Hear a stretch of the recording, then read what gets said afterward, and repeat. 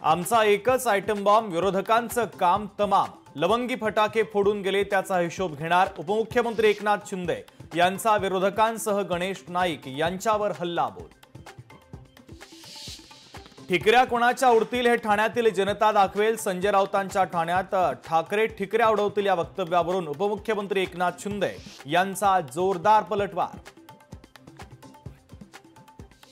अमरावतीमधील 35% शेतकरी मदतीपासून दूरच। दिवाळीच्या तोंडावर शेतकऱ्यांना मदत नाहीच। पूरग्रस्तांच्या याद्या आल्या पण मदतीपासून शेतकरी वंचितच।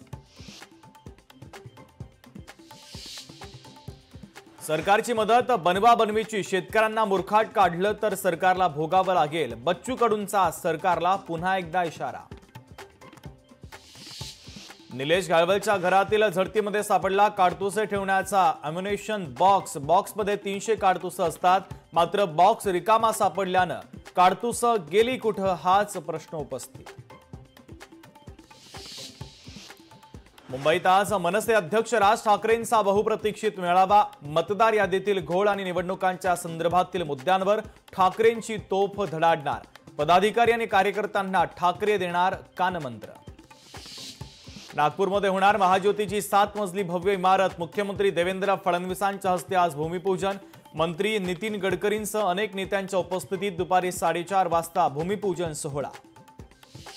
उपमुख्यमंत्री एकनाथ शिंदे आज अंबरनाथमध्ये आज नाट्यगृहाचं लोकार्पण। अभिनेते अशोक सराफ, महेश मांजरेकर यांच्यासह दिग्गज मान्यवर उपस्थित राहणार। ऐन दिवाळीमध्ये प्रवाशांचा खोळंबा। मध्य आणि हार्बर रेल्वेवर आज मेगा ब्लॉक। अनेक एक्सप्रेस मेल सुद्धा विलंबानं। आजपासून ऑस्ट्रेलिया विरुद्ध टीम इंडिया वन डे सिरीजचा थरार। पर्थच्या मैदानामध्ये आज भारतीय संघ ऑस्ट्रेलियाशी भिडणार।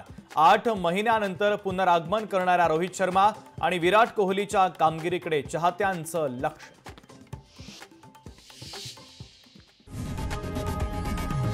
लोकशाही मराठी ऐका, पहा, जागरूक रहा।